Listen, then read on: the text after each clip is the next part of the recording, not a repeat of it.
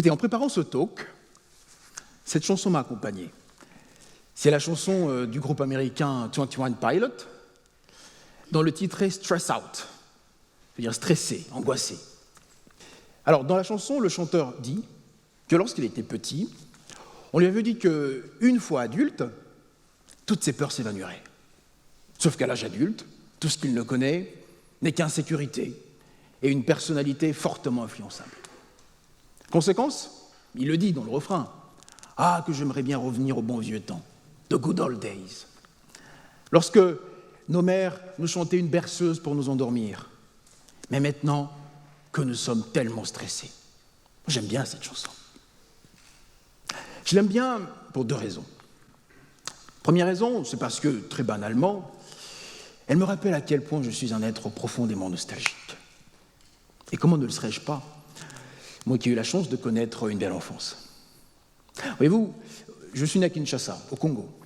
Et là, j'ai appris à jouer au foot avec les grands du quartier, à courir ça et là, et à commettre, au fond, toutes les bêtises qu'un enfant puisse commettre. Avec des copains, des copines. Amos, Saïbo pour les intimes. Emando, Gladys, Hervé. Il y en avait tant. Vous voyez, lorsque j'entends l'expression « the good old days », le bon vieux temps, vous voyez à quoi cela fait référence pour moi. Et je suis sûr que cela doit également faire référence à quelque chose de très précis dans votre esprit, n'est-ce pas? Tenez, la nostalgie, comment ça marche? 3 étapes. Premièrement, un constat sur soi, sur son entourage, sur nous-mêmes. Généralement, c'est un mal-être, une gêne. Dans la chanson, le constat, c'est la personnalité fortement influençable. De là, deuxième étape, une comparaison. Comparaison entre le passé et le présent. Et de se dire que dans le passé, les choses étaient mieux, qu'on se sentait bien, quoi. Et de là naît une conclusion. Mais une conclusion liminaire, spontanée, a priori, tout de suite. Oh, le passé était largement préférable à l'avenir, à maintenant, quoi.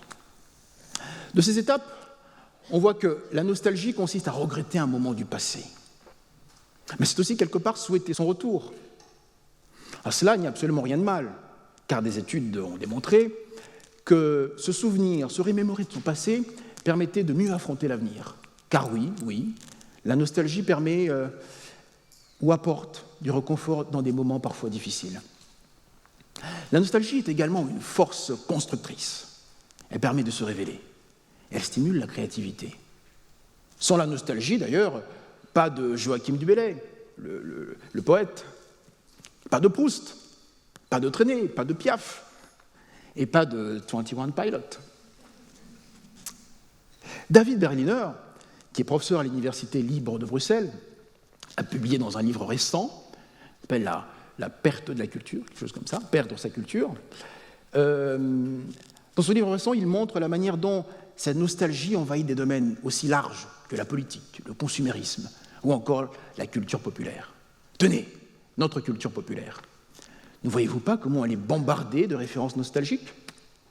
Il n'y a qu'à voir l'essor des friperies vintage, la multiplication des émissions historiques à la télévision, le retour des techniques d'accouchement dites naturelles, les écomusées, le tourisme rustique, le goût des vieilles pierres, des objets polis par le temps.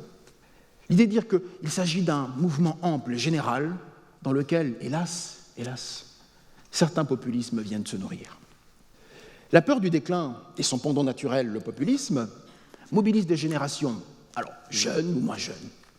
Aux États-Unis, on l'a vu par exemple, Donald Trump qui exaltait l'Amérique prospère des années 20 via son slogan « Make America Great Again », que l'Amérique redevienne grande. En Hongrie, Viktor Orban en appelle à la grande Hongrie d'avant la Première Guerre mondiale. Au Royaume-Uni, les hard Brexiteurs, ceux qui veulent le Brexit, ils ont le choix, ils ont le droit, considèrent le marché commun, l'Union européenne, comme un cadre trop étriqué, trop étroit pour leurs ambitions nationales, et considèrent que ces ambitions doivent aller en priorité à la consolidation de relations avec les États-Unis et à la solidification des liens qu'ils ont eus post-coloniaux dans le cadre de la Commonwealth, cette fameuse sphère d'influence qui appartenait naguère à l'Empire britannique. En France, nous ne sommes pas d'ailleurs du reste de cette tendance. Historiquement, la France du XXe siècle a été divisée, schématiquement, entre gaullistes et pétainistes. De Gaulle et Pétain symbolisent deux portes, ou du moins constituent les deux porte-drapeaux d'une France qui n'a cessé de s'affronter depuis la Révolution. Ben oui, Pétain considérait que le problème de la France venait dans la Révolution 1789 et la République. Et donc, une fois au pouvoir, il va s'évertuer à installer un régime contre-révolutionnaire, c'est-à-dire réactionnaire. De Gaulle a fait le chemin inverse. Pourquoi ? Parce qu'il considérait que cette France éternelle, comme il l'appelait, était désormais arrimée aux idées d'égalité, le refus des privilèges et la laïcité. Leçon de France, pourront dire les historiens, mais leçon de vie également. Car de même que ces deux hommes ont été très proches avant que tout ne les sépare, de même, ces deux hommes constituent des symboles qui, en nous, se battent.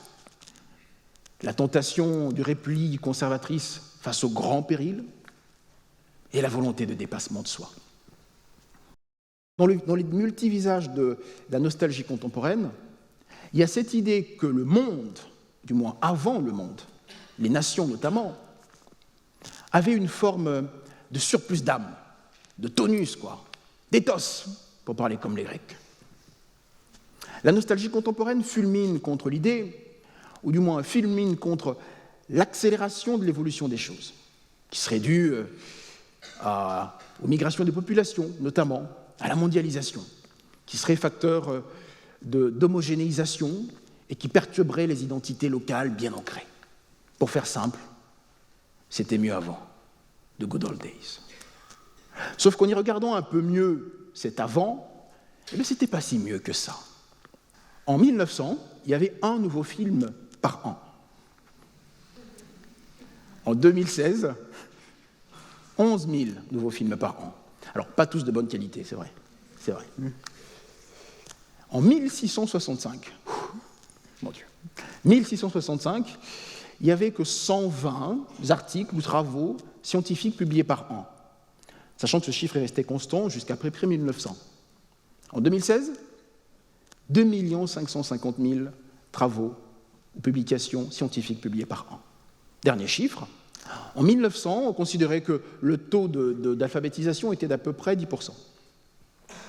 En 2016, 86%. Pourquoi tous ces chiffres ? Pour montrer qu'il y a un biais cognitif sur la manière dont nous avons de traiter l'information. J'aurais tendance à accepter plus facilement des idées qui viennent en quelque sorte raffermir, consolider le socle de croyances que j'ai déjà. Si je considère que demain sera pire qu'aujourd'hui, j'aurais plus facilement tendance à admettre une information qui va dans ce sens. Mais même si factuellement on sait que durant les 20 dernières années, le taux de criminalité a considérablement baissé en Occident, il y aura toujours des personnes pour croire que le pays est au bord de l'effondrement.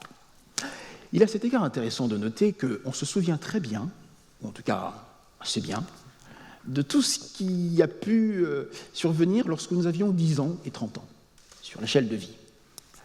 C'est ce qui correspond à ce que les chercheurs en sciences de la mémoire appellent la bosse de la réminiscence. La bosse de la réminiscence, en référence à la forme de la courbe des souvenirs qui se dessinent sur le graphique de la vie d'un individu.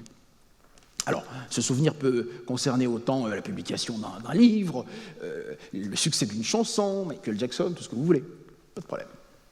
Deux explications à cela. Première explication, l'idée de dire que cela correspond au développement du cerveau durant cette période de la vie. C'est-à-dire que les informations reçues entre 10 ans et 30 ans s'impriment bien.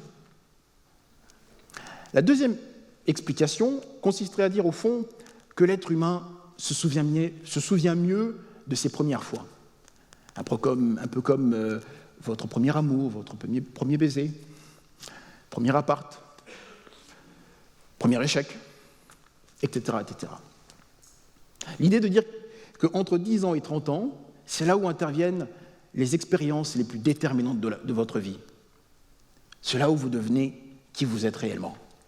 Alors la question est celle de savoir qu'est-ce qui se passe lorsque cette bosse de la réminiscence vient de se superposer avec la prise des décisions les plus importantes dans vos vies, en particulier les décisions politiques. Ceci expliquerait en tout cas, selon le docteur Julia Shaw, spécialiste de la mémoire, la tendance des eurosceptiques anglais de plus de 45 ans qui ont voté lors du référendum sur le Brexit en Grande-Bretagne. Alors voici un graphique qui montre la manière dont les Britanniques ont voté en fonction de leur âge. On ne target personne, attention. L'idée de dire que la population entre 45 ans et plus de 70 ans sont des personnes qui ont vu leur pays avant l'entrée de la Grande-Bretagne dans la communauté européenne en 1973. Ce sont des gens qui ont vécu, qui ont senti dans leur chair la prise d'effet des dispositifs européens dans leur vie, et lorsqu'il s'est agi de choisir, ont décidé de choisir leave, c'est-à-dire partir, quitter. Attention, l'idée n'est pas de critiquer positivement ou négativement le vote des Britanniques, ce n'est pas ça la question. L'idée est de montrer que lorsqu'une certaine nostalgie s'exprime, et elle est légitime lorsqu'elle s'exprime, elle s'exprime généralement sans nuance, sans tempérance. L'individu répond à « je pars, je reste », voilà. Et ce qui est paradoxal, c'est que la nostalgie n'est pas très loin du registre de l'espérance lorsqu'elle permet la réflexion. Ben oui, parce que l'individu reconnaît que même si des choses ont pu être perdues, d'autres ont été gagnées et peuvent l'être encore. D'ailleurs, on a tendance à oublier, mais le souvenir repose sur l'oubli. Extraordinaire, hein ? Ben oui.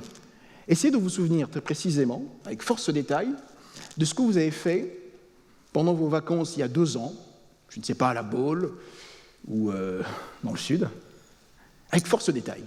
Ben, vous n'y arriverez pas. En revanche, vous aurez quelques idées, des grandes idées autour desquelles vous allez broder votre histoire. Eh bien oui. Le souvenir est basé d'une part sur l'oubli des choses telles qu'elles se sont réellement passées, et d'autre part sur leur réécriture, leur idéalisation. Vous voyez donc que la perte, l'oubli, est une donnée essentielle de l'existence. Alors que faire ? La poétesse Elizabeth Bishop nous dit qu'il faut cultiver un art de la perte, cultiver un art de l'oubli. Devient donc un impératif de vie. Dans cette veine, cultiver de la nostalgie, un peu de nostalgie, pourquoi pas ? Mais du déclinisme, sûrement pas. Parce que la peur du déclin est une vue de l'esprit qui peut inciter quelqu'un à penser qu'il existerait une forme de synchronicité, simultanéité entre un peuple, un territoire et une ethnie. Alors même qu'on l'a vu, la perte, l'oubli, est une donnée essentielle de l'existence. Ce qui est certain, c'est que le monde tel qu'il est évolue. J'évolue, vous évoluez, nous évoluons tous, et en même temps la France avec elle. Mais cette France ne peut pas se réduire à des petites choses. Elle doit voir grand. Elle ne peut pas non plus se réduire au fétichisme de ces grands hommes, même si on peut avoir, vous et moi, pour certains d'entre eux, une certaine nostalgie. Souvenons-nous d'une idée. Là où la pensée est féconde, là où la volonté de dépassement de soi est vivace, le déclinisme ne prospère pas. Je pense que comprendre la façon dont se forment nos pensées peut nous aider à atténuer l'impact négatif de celles-ci, surtout lorsqu'il s'agit de la prise des décisions importantes, en particulier les décisions politiques. De quoi me souviendrai-je en 2030 ? D'abord, de m'être tenu devant vous, et vous réciproquement, et de vous avoir parlé de nous, tels que nous sommes, avec nos peurs, nos manques, notre petitesse, quoi. Mais surtout nos qualités, c'est-à-dire nos potentialités. Ne pas subir, ne pas permettre à la peur de l'effondrement de se conjuguer avec la politique. Voilà sans doute l'idée force de ce talk. Osons plutôt nous souvenir que nous avons quelque chose de grand, ça s'appelle l'avenir, ce temps qui est devant nous en commun, et osons en faire quelque chose de très beau. Et face à cet impératif du beau, aucune nostalgie ne vaut. Merci.